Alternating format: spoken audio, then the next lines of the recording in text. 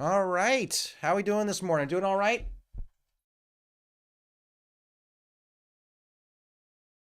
Glad to see it. Glad to see it. So, all right. So this morning, we're going to be continuing with our section on optimization, but hopefully you all are making good progress on the homework. We'll have one more set of office hours today with the TA. I had a couple people come to my office hours yesterday. I'm seeing the submissions are starting to roll in. You can always resubmit if you want to take the extra day to improve things a little bit. So I extended the homework by a day for those who saw. I got this distinct impression that a lot of people needed more time. Now I don't like doing that. This is sort of a one-time thing I'm doing for the first assignment because I know that some of you don't necessarily know what these assignments quite involve yet because it's the first one. So we're extended this one time. Okay. But hopefully you all are making progress. And I think that people find in general they in general find the office hours really helpful for those if you're stuck. And if you're stuck, like really and seriously, if you're just like stuck at the beginning and don't know what to do, we can get you started. It's not everyone has the same familiarity with coding and debugging as everyone else, and that's fine. But and people generally find that they learn a lot in the process if they've never done it before. So with that, let's get started today. All right. So today, hopefully you all can see this. Okay. 20. Sorry, get this in the right spot. Got this like industrial quality iPad holder that's a little too industrial. I think it's designed to go into war zones. All right, here we go. Okay. So today is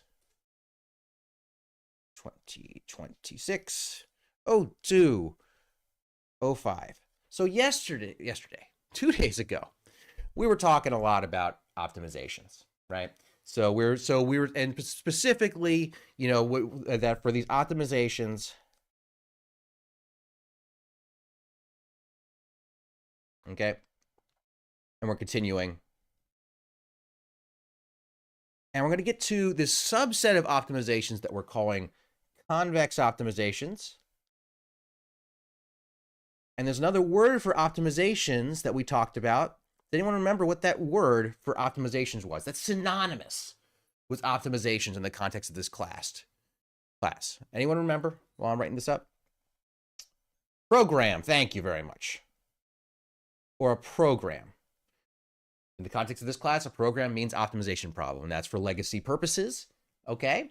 And specifically, these convex optimizations are super powerful, meaning that if you set up an optimization problem as a convex program, you're in good shape.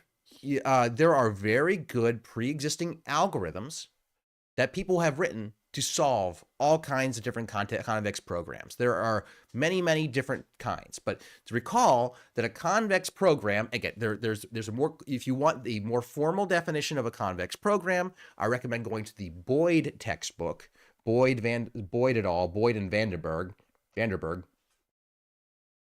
So Boyd 2006. It's an amazing textbook on convex optimization et al. In Vandenberg. I'm sorry. Boyd et al.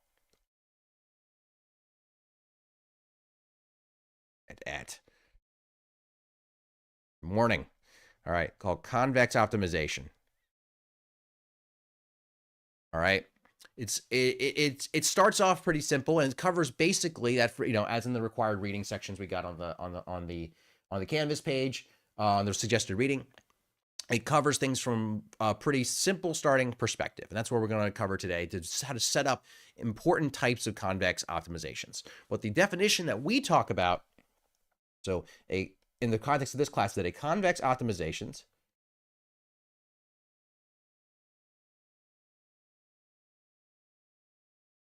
is, or a program,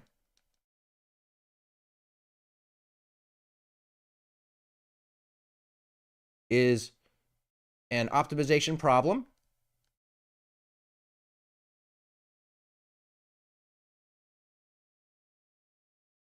where any locally optimal solution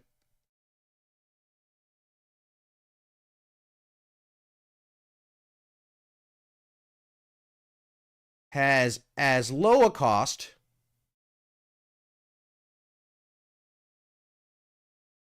as the globally optimal solution.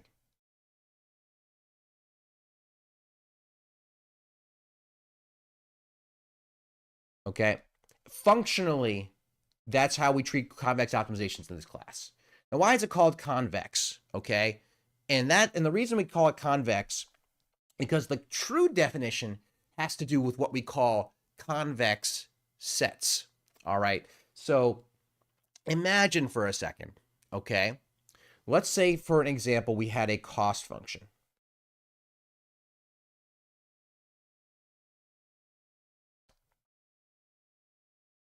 So let's say, for example, we had an optimization problem, okay? And this is how we write optimization problems, where we say, hey, we want to know the optimal decision vector, recalling that the decision vector, excuse me, the optimal decision, best decision vector, okay? And the way we write this optimization problem is we would say, hey, we want to know the optimal decision vector that minimizes the cost function, okay? We'll put the cost function over here, f of x. That's our cost function.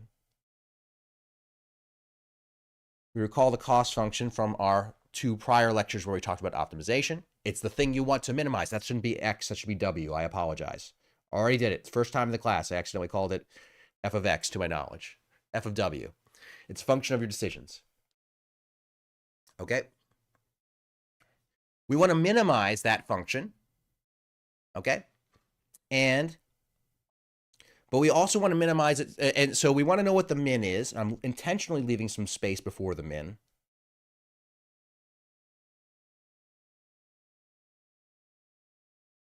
Okay? But not only do we want to know the minimum of this function, I'm just going to draw this function off to the side here. Okay? That's f of w. That's w. W can be a vector, of course, as we know. But right now, here's the scalar. That's the minimum of that function, right? Right? The minimum, though, is specifically the y-axis value. If you ask you, hey, what's the minimum of f of w? Let me just make this a little bigger. I apologize. The minimum of f of w is that. We would agree with that, right? So do we really want to know what the minimum is? Or do we want to know the decision that gets us the minimum, right? We want to know the best decision. That's what this means, right? We want to know what the best decision is. So that's not called the minimum. This is actually, it's actually called something slightly fancier, called the arg min of f of w. And if you want to know what the arg means, is that stands for argument or input, like argument in like a programming, in like a coding context. Like you put an input argument into a function, meaning what is the input w that gets you the minimum of f of w, right? So we call it the argmin. And to know that you want to get what the correct w is, you put a little w beneath it, okay? W. I am all over the place, right? So we don't write up here. We don't write the min, we write the argmin of w. Okay? Now we have covered 2 of the 3 key components of an optimization. What is the third component of the optimization, of an optimization problem? Assuming we have them. Anybody? You can go back to your notes from last time. You put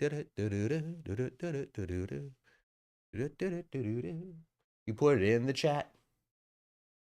There are 3 components: decision vector, cost function,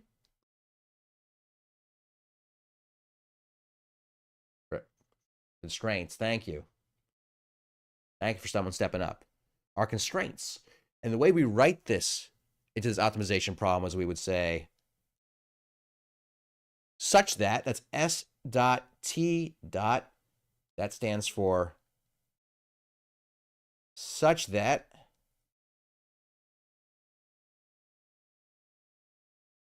G of W is less than or equal to 0. Right there.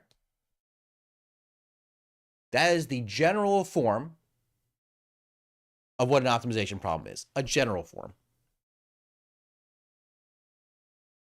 All this, that is all the general form. Okay, I should point out that these are the constraints.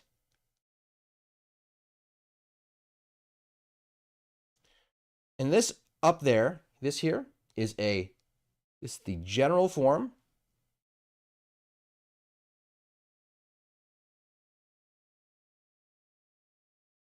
of an optimization problem.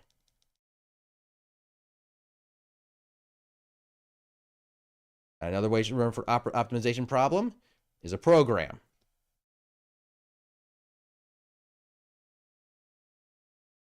Okay? I wrote it very super generally, right? That f of w, that's some function. What function is it? I don't know.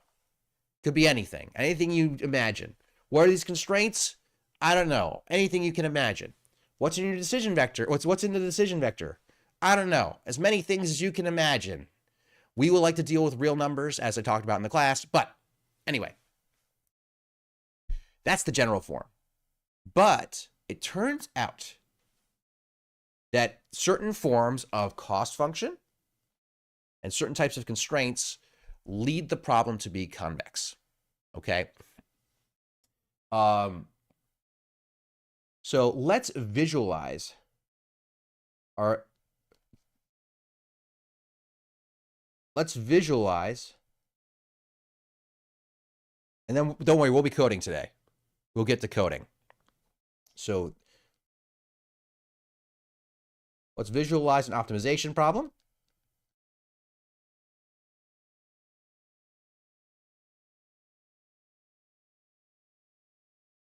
Okay, imagine we are doing an argmin. Let's say that W star is equal to the argmin, meaning we're trying to minimize some function, but we want to know the W that minimizes that function, the decision vector. Okay? All right, and the star, of course, by the way, indicates that's the optimal decision vector. I pointed out it above, the optimal decision vector, that's what the star means.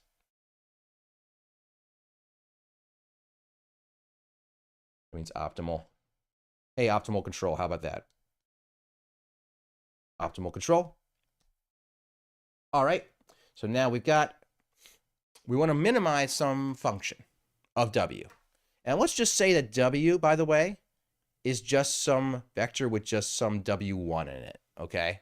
It's really easy. I don't know why I made it lopsided. Really easy. It's just got one number in it, right?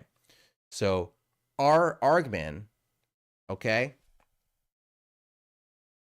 We're going to take the argmin where our function, where our cost function is just W1. We want to minimize W1. Okay?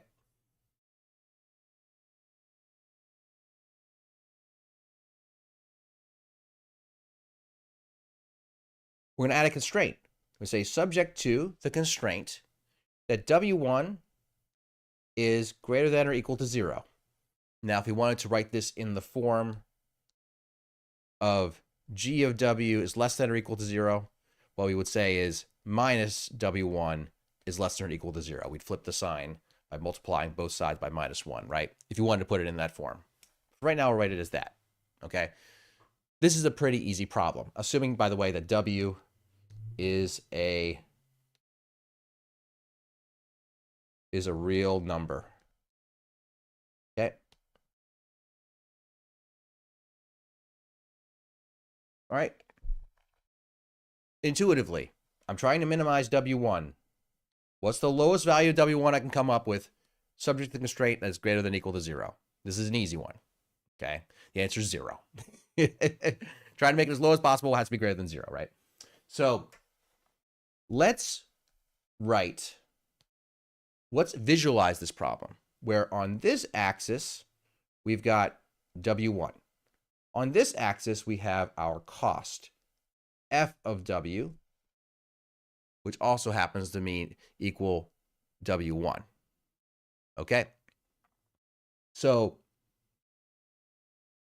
if that means that that means the higher I go in this direction, W1, since my cost is equal to W1, my cost is going to go up, right? So my cost function looks like this. So it's going to look like this. That's my cost.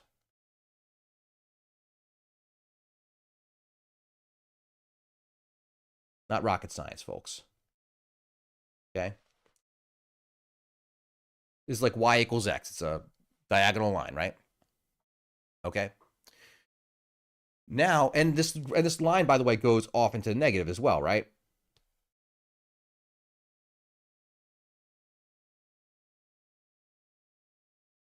Now, we have added a constraint. Let me add a little constraint in green. If we can all see that. Okay. Saying that W1 has to be greater than or equal to 0, right? It can only be over there. Therefore, everything to the left of this line is out of bounds. You can't get over there, right? So if I want to minimize my cost, I would want to find the point along this line which has the lowest value subject to that constraint, boom, right? Okay. This is a convex program because this line, okay, is being blocked off by some other line. And there's no there's no local minima. There's nothing that looks like this that it can get trapped in there or there as a local minima, right? This is a convex program, okay? In effect, okay? Now, the convexity, where it comes into play, is what if I have a more complicated set of constraints? This is the visualized set of the constraints. I'm going to draw something completely different, okay? A different problem. I'm just going to draw it where the axes, I'm going to have two decision variables. W1 or W is equal to W1, W2. All right. My cost function, F of W, is my cost. This is my decision vector. This is my cost function. F of W, I'm going to say is equal to W2. Really simple. And a really simple cost function, right? And what I'm going to do is I'm going to plot my decision variables W1 and W2 on these axes, okay? If I draw a vector field, it sounds fancy, it comes out of nowhere. If I draw what direction I want to move to lower my cost, what direction would that be? Well, W2, positive W2 is up. I want to minimize W2, it's my cost. Therefore, I want to move down. Down is better, right? Okay. So given this optimization problem, the best solution is just move down, down, down, down, down as far as I can, right? Down to minus infinity. So let's add some constraints, okay? Just like I added a line right here and said an inequality constraint where I said, I can't be to the left of that line. We follow that? I'm going to draw other lines on this. Okay? I'm going to draw the line, draw a red line here. I'll do green again. I'm going to say that W2 must be greater than or equal to W1. Okay? So let's draw the line that W2 equals W1, and then everything below it, where W2 is less than W1, that's out of bounds, right? If this is a constraint, these are our constraints, one of our many constraints that we'll add, okay? I can't go there, right? So if I wanted to minimize, let me draw this these little vector field arrows, right? Since we want to go downward, right? Downward is lower cost because our cost is W2 and that's W2, so therefore that's less. If I wanted to minimize my cost, where would I go? I would go, whoop, go slide down that line down to minus infinity, right? We'd call this an unbounded problem. It's not bounded. Okay, but we can add more constraints, right? So let's add some more. Let me move this aside so we can have a little more room here. Move it down here. Let's add another constraint. Let's say that W1, let's say that W2, here, what are we going to do here? Let's say that W2 must be greater than or equal to 1. Okay, the number 1, not W1, just the number 1. Okay, well, let's draw the line W2 is equal to 1. Let's say that's the number 1 right there. And draw W2 is equal to 1. We'd all agree that's the line. And we shade underneath. We're not allowed to go beneath it, right? Well, W2 has to be greater than or equal to W1. So it's got to be up there, not down there, right? We're slowly bounding. We're adding more constraints. You can see how it's bounding our solutions, right? And this is a flat line. And now, if we were going to minimize the cost, it would go down, down, down, down, and we'd end up on this line. Everywhere on this line is the optimal solution. You cannot get a lower cost than this line. It's a convex program, okay? I can add another constraint. Notice how I'm just drawing, whenever I add another inequality constraint, I draw a line, right? I'm just going to draw a line, okay? And say, can't be on this side of it. I can draw another line. Can't be on that side of it. I don't care how many lines I draw. It will not change the fact that if I try to go down, if I try to move in the direction of descending cost, I will not get caught in any nooks and crannies. The global solution will be the same as the local solution. Does that make sense? Any questions about that? That's what makes it convex. It does not matter how many lines that I draw, as long as they are lines. Okay? And think about from the convex standpoint, the idea of this being convex. I don't know why I'm doing red here. Okay, I'm being very creative with the colors. I'm trying to motivate why this is called a convex program. Okay? Because these shapes of drawing, shapes like this, that's called a convex set. The technical definition would be that I can look at the boundaries, I can take any 2 points in this set and draw a line, and any point on that line is in the set, right? You can choose any 2 points, and then every single point along those lines is in the set. That's called a convex set, all right? A non-convex set would look like this.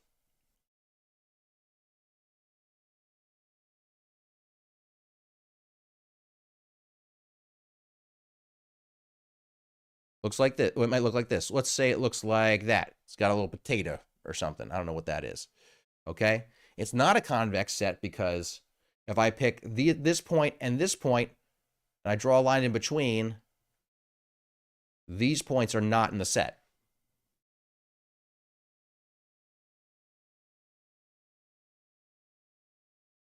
Not in the set. That's the formal definition of a convex set. And the implications for convex programming is that we will have constraints for one, that look like these convex shapes. Like you can see how this thing up above, we could keep adding, no matter how many lines we draw, I'm just randomly highlighting things. You can draw as many lines as you want. The set that's allowed inside, if it's a line, it's always going to be the box, little box shape that it creates will always be a convex set. All right. I just want to motivate a little bit why it's called convex programming. Okay. So, but you'll notice that our cost was just this W2, right? It's what we call a linear cost.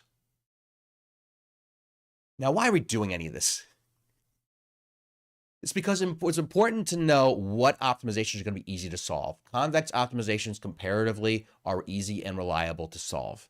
You don't have to worry about getting stuck in a local minimum that's really bad, okay? If a solution even exists, you can find it, okay? In effect, in modern programming, okay? So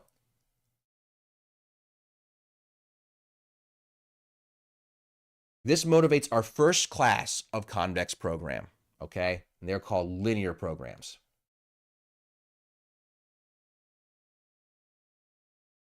We talked about it a little bit at the end of last class. And we're going to set up a linear program and solve it in MATLAB. All right? Linear programs are sometimes called an LP. This act of solving a linear program is called linear programming. Okay? Linear programming. So the general form of a linear program looks like this. You have some W star is equal to the argmin of C transpose times W, subject to the constraint of A, and this is a different A matrix than the controls part of the class. Different A matrix, okay? Of A, W is less than or equal to B, okay? This is the general form of a linear program.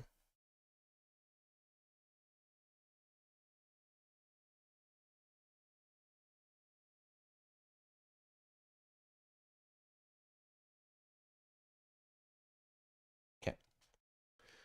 All right.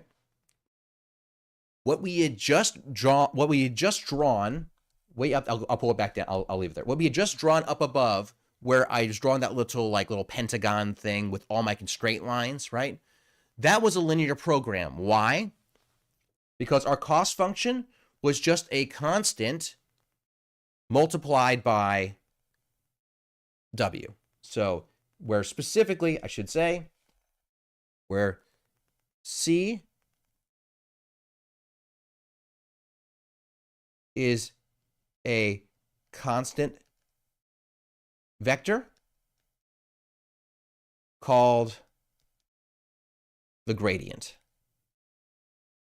You've all encountered the gradient in your courses before, okay? And it's particularly the gradient of the cost function. And it's the gradient and it's of the cost. A and B are constant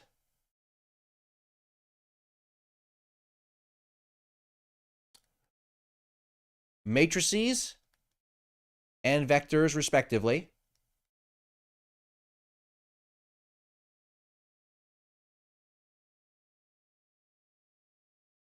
of the constraints.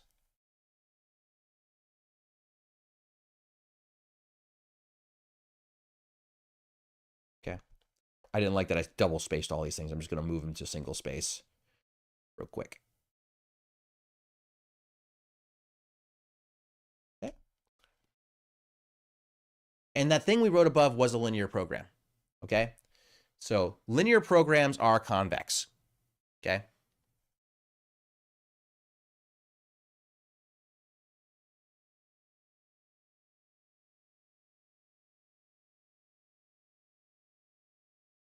Okay. Let's do an example of a linear program, but first I want to show that, sorry, respectively of the constraints. I read something are respectively are constant matrices and vectors. And I apologize. I skipped over a line in my mental notes here. Okay. Say and A is the Jacobian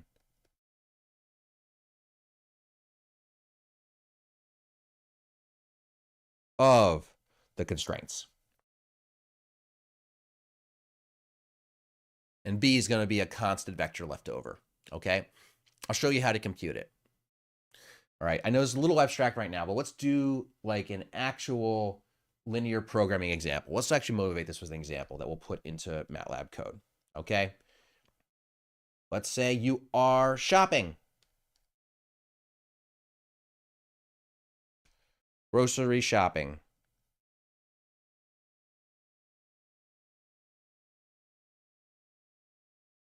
Okay. You have an option to buy different fruits. Okay. And these numbers will be arbitrary, but you can get the idea. So we're shopping. So we're going to be buying fruits at the grocery store. Okay. And you're going to optimize the nutritional value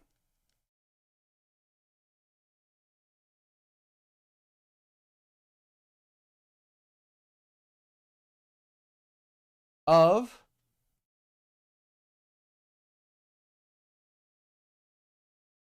your shopping trip subject to your constraints.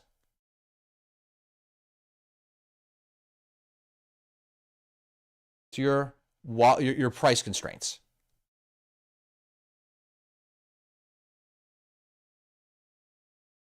Okay.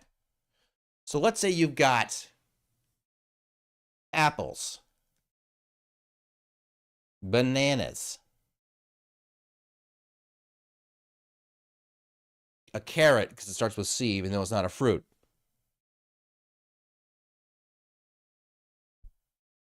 And what's something that starts with D? It's like a fruit or a vegetable. Durians, but those are stinky. We'll put them on there. Durians.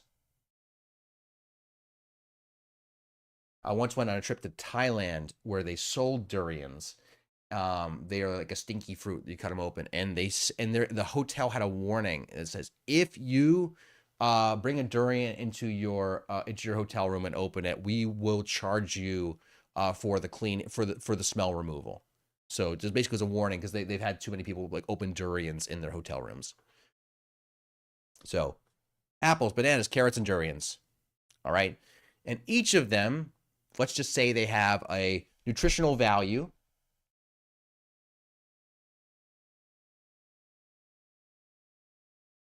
I don't know what the units would be.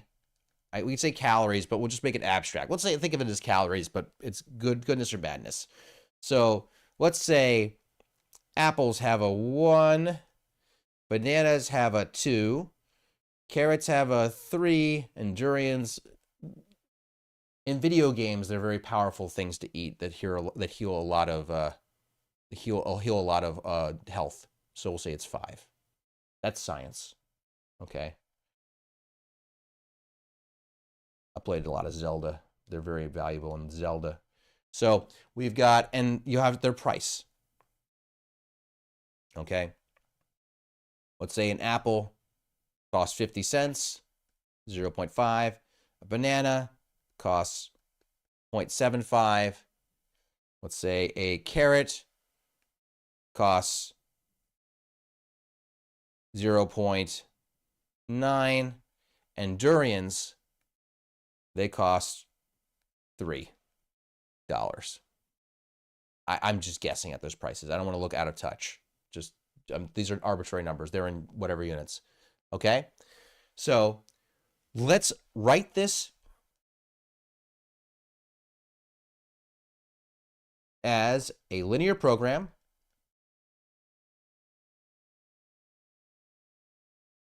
and solve. Okay? So in a linear program, we need to decide, hey, what we have to write our optimal decision vector is equal to the argmin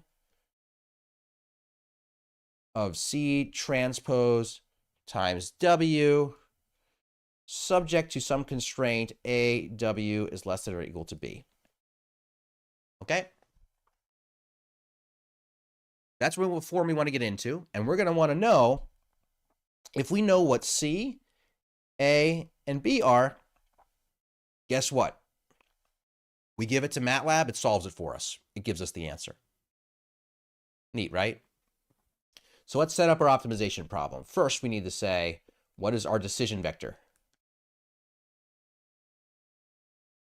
Let's say that, so our decision vector W, we have to make 4 decisions, right? How many apples, bananas, carrots, and durians are we going to buy? And by amount, I'll say like, they can be real numbers. So you can have like, you could buy, in this grocery store, we're going to say you can buy 2.5 carrots. Well, they'll let you get away with it, just so you know. Okay. We're going to say, we're not going to make them integer values. That'll make our lives a little harder. So there are 4 decisions we can make. So we'd say W is an element of R to the 4th. So we'll have 4 decisions, W1, W2, W3, and W4, that indicate how much of apples, what quantity of apples, what quantity of bananas, what quantity of carrots, and what quantity of durians do we want? Okay, those are our 4 decision variables, right? In our decision vector. Now, what's the next thing we need in our optimization? It's a cost function.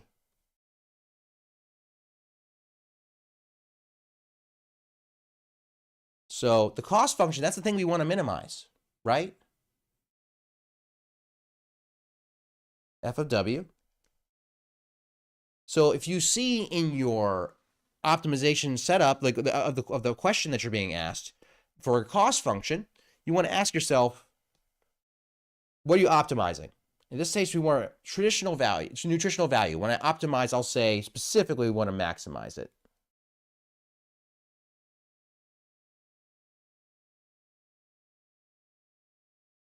Okay.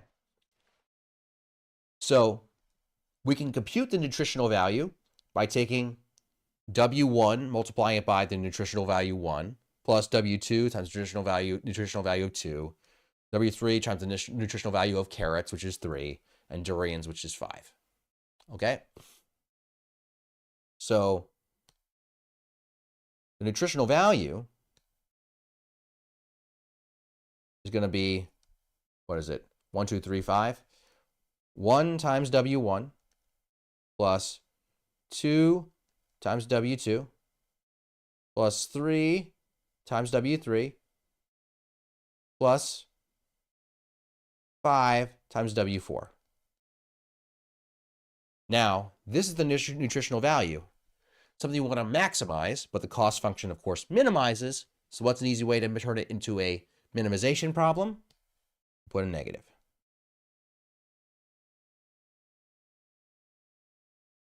Right? Do we have a budget? Yes, we do. We're going to have a price constraint. So let's set the budget, because that's going to come up in with the constraints.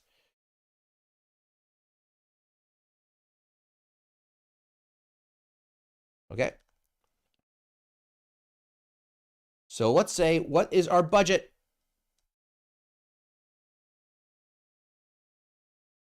So we said here, subject to your price constraints, we're going to set our budget, my friends. We'll say our budget is 20. Okay? Our budget is 20. And that's a constraint, right? So we have our budget as 20. So that means that the cost of everything we buy, which is going to be the price per unit, the unit price times the quantity that we buy, linear combination of all those things has to be less than 20. So we're going to write a constraint in this form. I'm going to let's see, my numbers are 0.5. So we're going to have 0.5. This is our budget. It's 0.5 times W1 plus 0.75 times W2 plus 0.9 times W3 plus $3. Oh, sorry, I apologize. I'm just zipping around. 3 times W4. And it has to be less than or equal to 20. Right?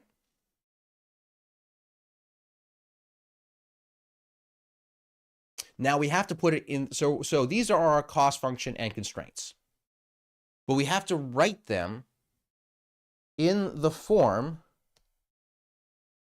of this. Okay, where we have to get a C, an A, and a B. And that could be a little bit of a puzzle, but there's a formula for it. Okay?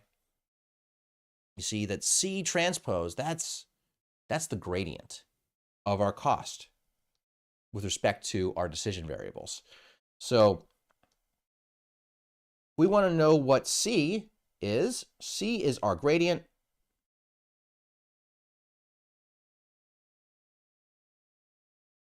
Okay? Which is going to be partial F partial our first decision variable. So it's let me write it more general. I apologize. So it's partial C is going to be partial F of W, partial W. So it's going to be the partial derivative of our function F of W with respect to our first element in our vector W1.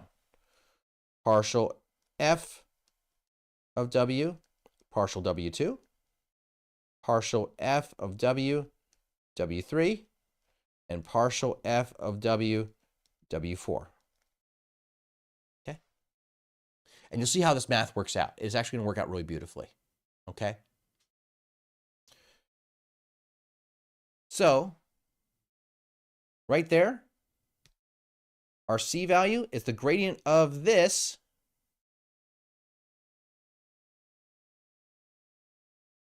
with respect to each of our decision variables, W1, 2, 3, 4. Right? So what's the partial derivative of F with respect to W1? Well, there's W1. There's the coefficient 1. Don't forget the minus out in front, so it's minus 1.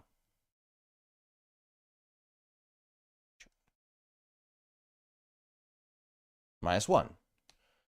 Partial derivative of your cost function with respect to W2. There's the W2 right there. There's the 2. Don't forget the minus out in front. That's going to be minus 2. Same thing for minus 3. You can see it. It's the coefficients, right? Minus 3 and minus 5. Any questions about that? That wasn't hard, right? That was really easy. Okay. But here, why did we do that? Well, this is the general form of a linear program. And by taking that gradient, keep in mind, up here, we said our cost function is C transpose W. Well, this is C. So what does C transpose W look like? Sorry, it's a thickness issue with this. Let me see if I can change both of these things. This is getting annoying of me. Sorry. C transpose W.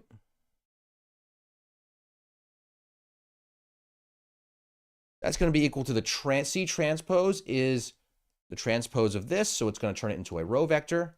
So it's going to be minus 1, minus 2, minus 3, minus 5. Keep in mind these are spaces in between each of these things, not just subtracting them, right? Times W, W1. Goodness, I apologize. This is going crazy. W1, W2, W3, W4. Following me so far? Why is the cost function negative? Well, because we want to maximize our nutritional value, right? But the cost function needs to be minimized in order to be optimal. So, which means that you have to turn it into a negative. So if I wanted to minimize, if I wanted to maximize how awesome my hair was, the cost function would be the thing I want to minimize. So my cost function would be negative the awesomeness of my hair. That way, when the optimizer minimizes the cost, it's actually maximizing the awesomeness of my hair. That makes sense, Christopher? Because by definition, the cost wants to be minimized. So that's C.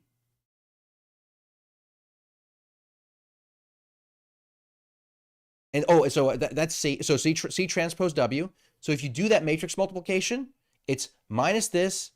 It's this times that plus this times that plus this times that plus this times that. What does that look like? Oh my goodness, it is our exact cost function. Right? That's why it's that form. Okay? It's just a convenient way to write the linear combination of all of the linear combination of all these decision variables and coefficients. Okay? Yep. So that's equal to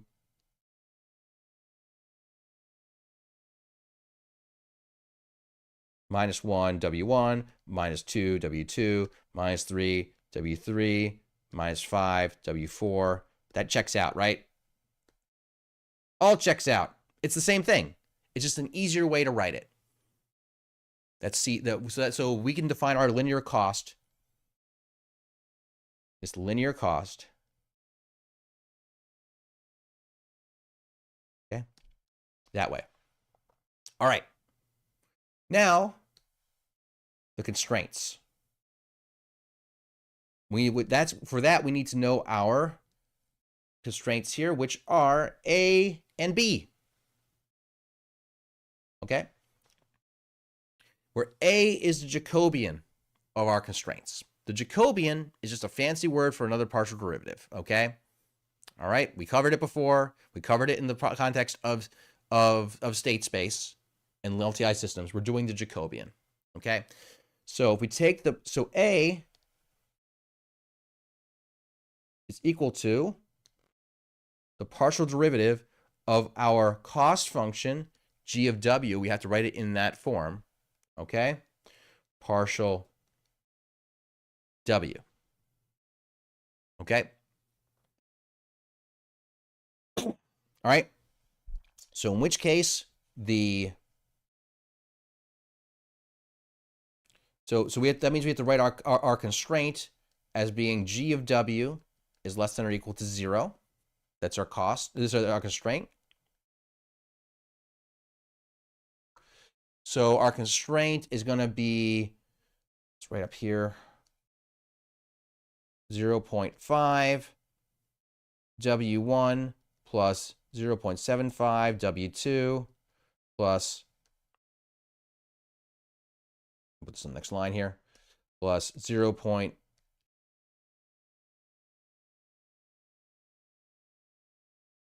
W3 plus 3 W4 minus 20 is less than or equal to 0. I'm going to clean that up. I'm just cleaning up the handwriting. So all I'm doing, I'm moving it so it's clear what the heck I'm writing. Minus 20 is less than or equal to 0.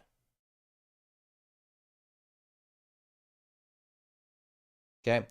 Now it's in the form where this is g of w is less than or equal to 0, right? So we just need to write the partial derivative of g of w with respect to w, okay? And per the rules of the Jacobian, that means that our A matrix is going to be partial g, partial w1, partial g, partial W2, partial G, partial W3, partial G, partial W4. Our Jacobian has only one row this time because we only have one constraint. If we had multiple constraints, we would have multiple rows. Okay? Just recalling from our Jacobian from a couple lectures ago, right? So what's partial G, partial W1? Well, there it is right there. It's the coefficient of W1, 0.5, right?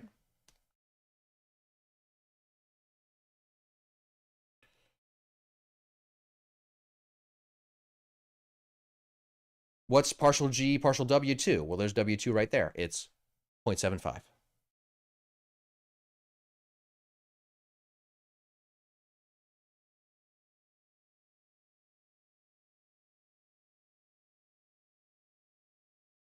What's partial G, partial W3? Well, that is 0.9.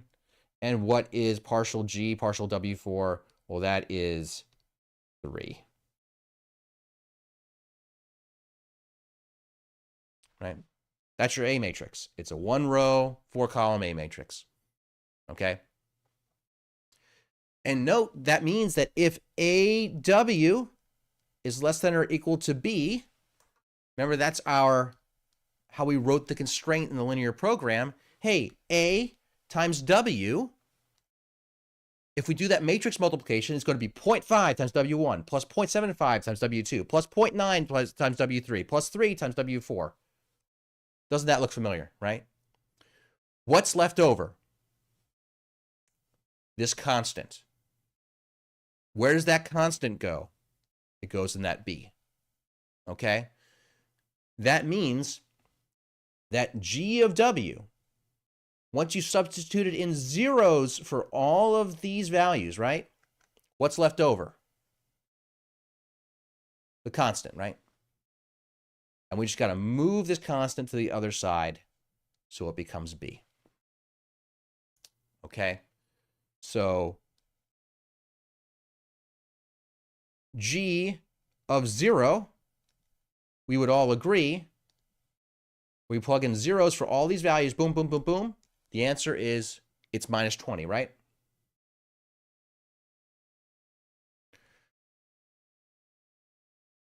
And since we have to move it to the other side, we have to our B value is going to be the negative of minus 20. It's going to be equal to positive 20. So B is equal to minus G of 0, which equals positive 20. All right? Why isn't it a column vector? Because it's a Jacobian. So the Jacobian is a matrix. But there's only one function. There's only one function in our constraints, right? We could have multiple functions in our constraints. Right now we have one. If we had a second constraint, we would have a second row. This would be which would be the Jacobian of the second constraint with respect to W1, respect to W2, respect to W3, respect to W4. We will add another constraint real quick once we get this coded up. Okay? So this will become not a column vector, not a row vector. This will become a matrix. The A is a matrix. B is a vector. So when you have another constraint, you're going to add another element to your B vector. Let's code. Okay? But do we agree, or at least you're trusting me, that we know what the C vector is, the gradient, we know what the A matrix is, and we know what the B vector is. Okay? Pull up MATLAB. Hopefully all can see it all right. So in MATLAB, we're going to use a linear programming solver. It's going to be called linprog. Okay? How creative. It does linear programming. I'm going to hit help, and it's going to tell you how to use it eventually. Here we go. Tells me how to use it. Linear programming solves a linear programming problem with a linear programming solver. Okay, there are lots of linear programming solvers. It chooses one. We are not getting into the types of solvers yet. Right now we're trusting MATLAB and other computer languages to solve the problem for us. What does it need? It needs f, which is a coefficient vector. Guess what? That's the gradient. That's our C value. An A matrix, linear inequality constraints for a real matrix. And B, linear inequality constraints for a real vector. F, A, and B are exactly what we just calculated. It's just write it here. C.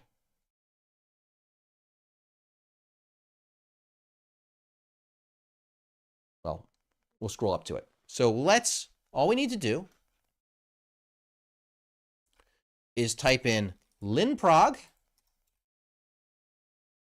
And we got to give it the gradient, which is up here. Where is it? Here we go. -1, -2, -3, -5 in a column vector. Okay. So let's define it actually in code. Let's just say C is equal to open bracket -1 semicolon -2 semicolon -3 semicolon -5. Okay. That defines C. We need to define our A matrix. Our A matrix is right here. Our A matrix is, again, it's a row, so it's 0.5, 0.75, space, 0.9, space, 3. Okay, hit enter. Okay, now we have A.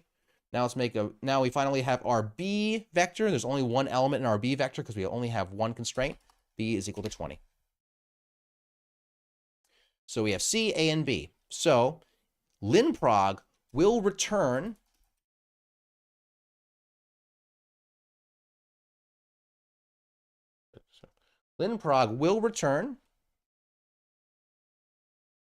the optimal decision vector when it solves it. So W is equal to linprog C. We called ours C. It's asking for something called F, but it's the same thing. A and B. And it'll solve eventually. Problem's unbounded. Oh, I screwed up. Probably because I did not tell it that it can't have zero. It can't have. Let me try something real quick. Make sure. Help linprog.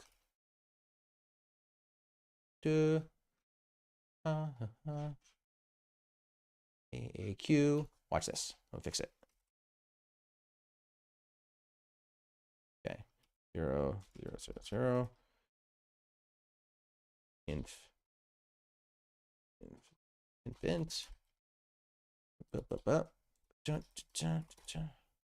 Here we go. Perfect. Yes. Nice. Nice. Okay. All right. This is the optimal answer. It says buy 22 carats. 22.222 carats. Okay. Right.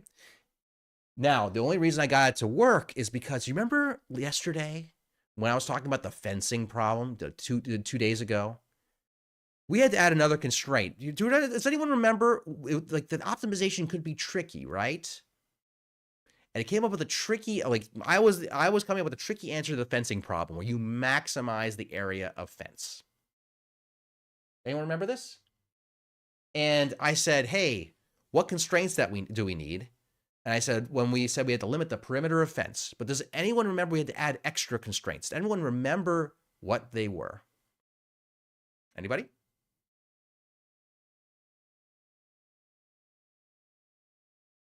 This is cool. This is a cool lesson. Go back to your notes. We had to add an additional constraint because the optimization was trickier than we thought.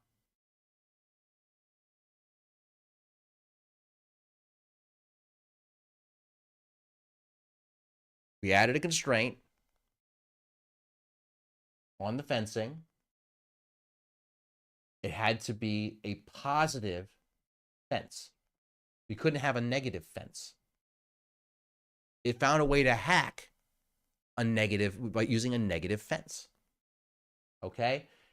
Guess what? this optimization was so clever, it also found a way without additional constraints to hack the problem. Okay? Specifically, if we don't tell it, it has to buy greater than or equal to 0 amount of each.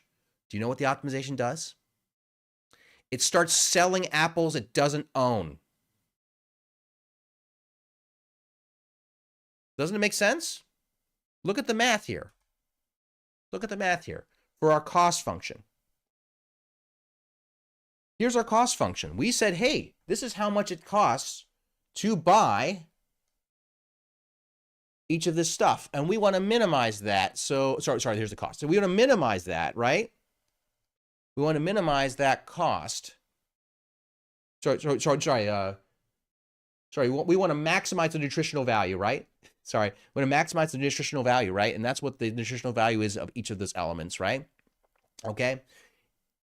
If W can't be negative, if it's allowed to be negative, then it starts selling things it doesn't want to get nutritional value back. It's weird, right? So you have to so we have to tell it that W1, W2, W3, W4 are greater than or equal to 0. We have to add more constraints. Now, in the code right here, I did a really quick hack in order to add that. But we have to add in the process that we put here in our notes, we have to add additional constraints, which means more rows in our constraint Jacobian and more rows in B. So let's add more constraints.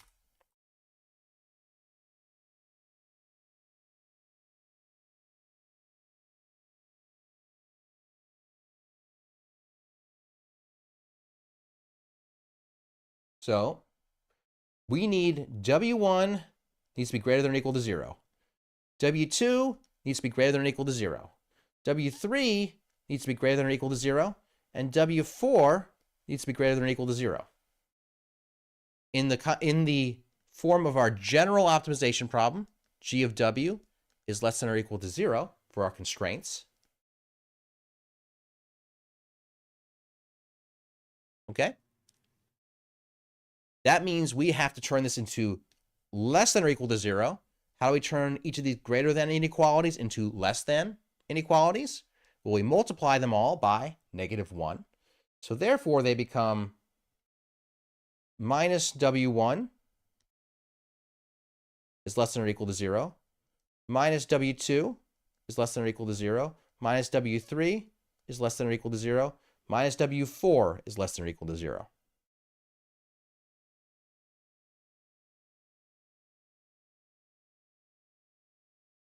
Okay? Which means that our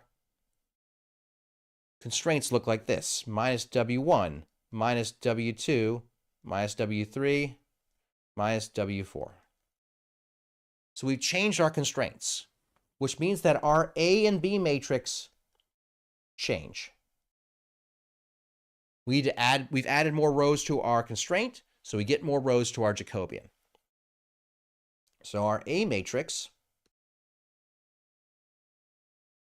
still has the same first row. Okay, so I still have the same first row. I forgot to add in the other one at the top, but it's the same constraint matrix as before. Constraint as before is our first one. Where is it? Here we go. There it is. That's our first constraint. We now have these extra 4 at the bottom. So our first row is going to look the same. It'll look like this. It's 0.5, 0.75, 0.9, and 3.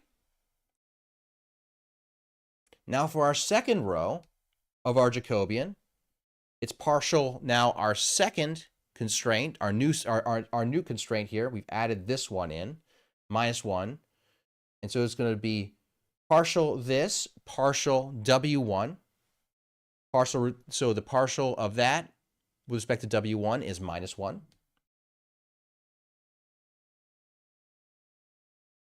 The partial of this with respect to W2 is 0. There is no W2 in that row. There's no W3 in that row. No W4 in that row. Okay, just to make this, so this is in addition to, these are added constraints.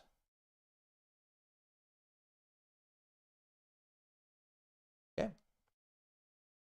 Now for our second added constraint, so we have this row here.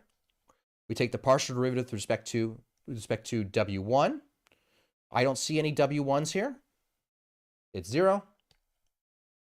There is a -1 for W, so here's 0. Partial W minus W2 respect to W2 is -1. I just wrote it. I don't see any W3s. I don't see any W4s. You can see how this pattern continues. 0, 0, -1, 0, 0, 0, 0, -1. Okay? And then on the other side, we have B, and B is equal to 0. So our new B matrix, our new B vector, I'm sorry, is going to be positive 20, 0, 0, 0, 0. Okay? That's our new A and B matrix and vector, respectively. Okay? With that, let's go back to MATLAB. We just need to change our constraints. So now our A matrix,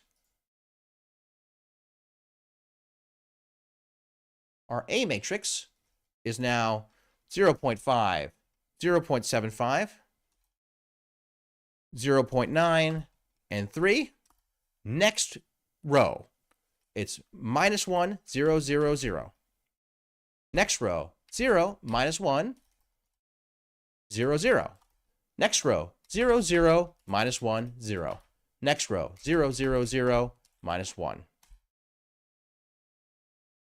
You can follow that, and that's what you should get. And our new B vector is now not just the number 20, it's now semicolon 0, semicolon 0, semicolon 0, semicolon 0. I'll leave that up there for a second, and I'll get rid of that so you can see everything. Okay? Is anyone following along? Is anyone getting this? Anyone gonna follow? So, or any questions? Because all we're going to do once you get this in here is we're going to run run linprog again and get a new answer. And it'll give us the same answer. But so linprog, our gradient C, our constraint Jacobian A, and all those constants in that vector B, they're now updated. Run, please. There's our answer. Optimal solution found. Okay?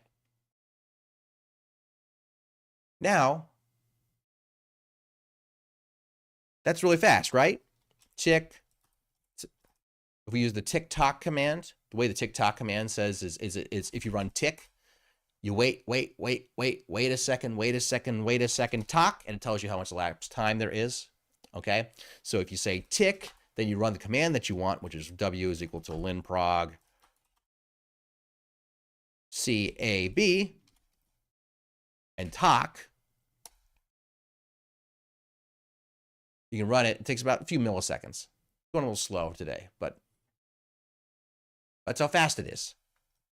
And again, the answer is buy 22 carats.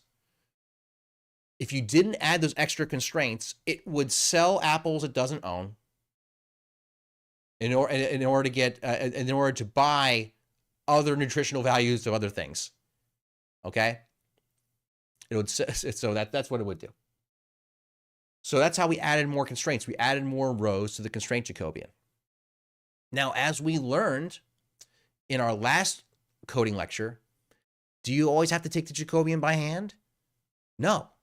We didn't do it last time either. We used the symbolic toolbox and we took the Jacobian. So let's do this, use the symbolic toolbox. Let's have the symbolic toolbox compute all these things. So what we're going to do is we're going to create symbols. W1, W2, W3, and W4.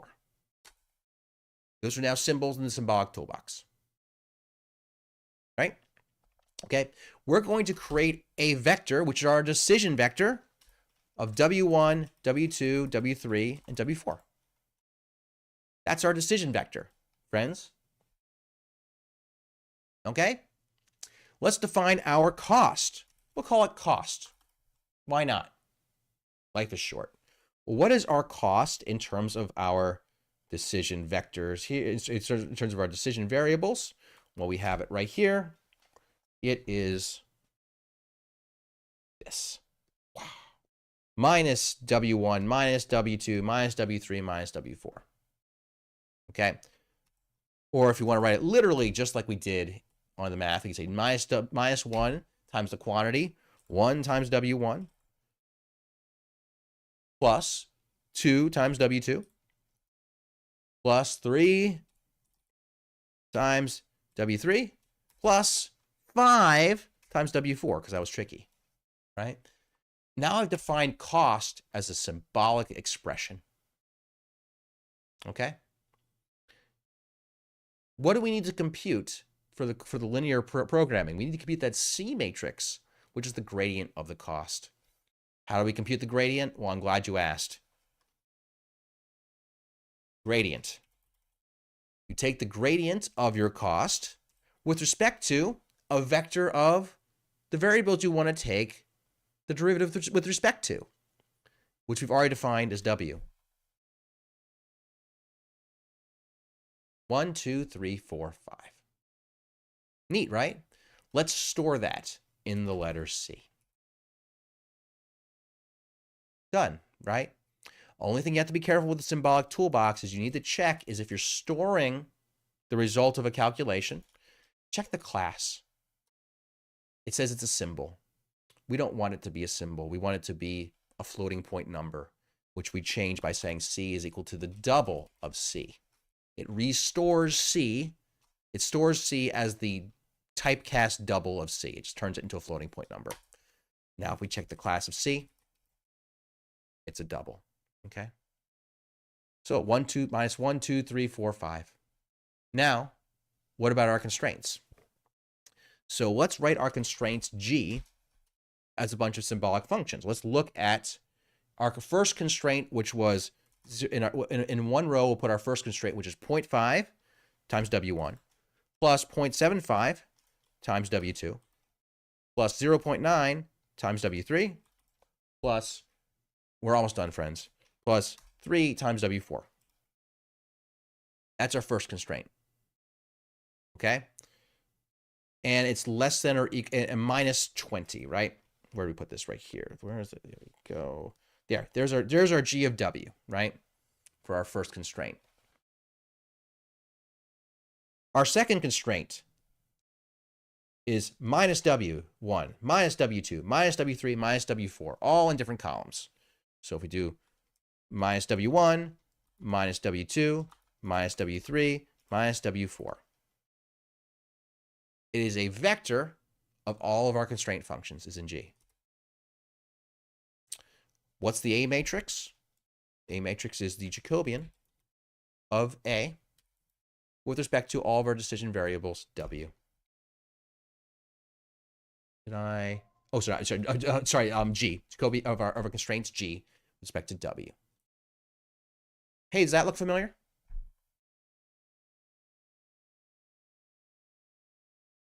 The only problem is it's still a symbolic class. So we say A is equal to the double of A, turn it into floating point numbers. Hey, does that look familiar? I sure hope so. Okay. And what is B? And B, we had a nice formula for that. Hey, it's equal to minus G,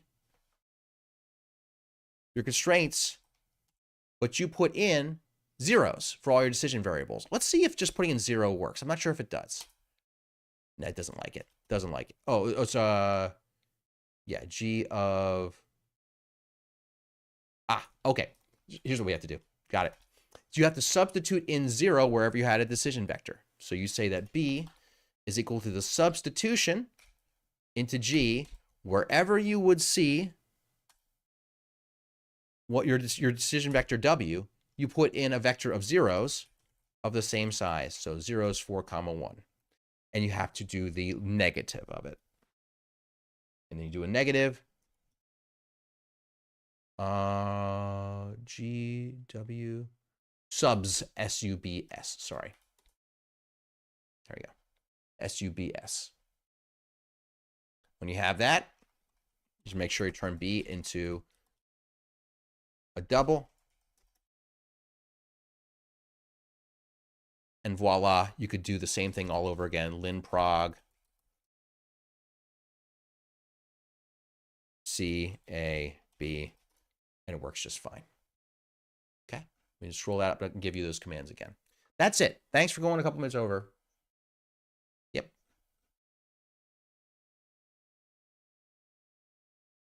Thank you so much.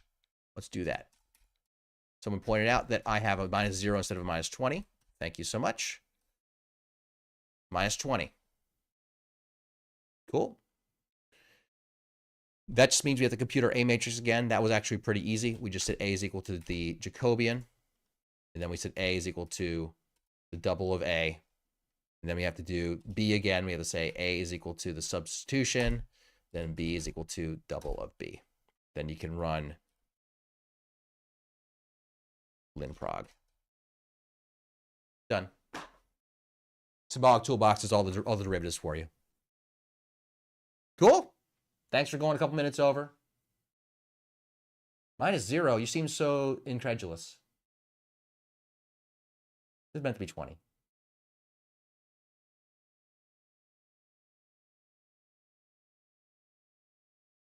So now we have a formula, a coding formula for making linear programs. Next time we'll talk about quadratic programs, which are really important for control-related purposes, for optimal control. All right. I'll stick around for some questions. Thank you all so much for coming. See you on Tuesday. Good luck on the homework.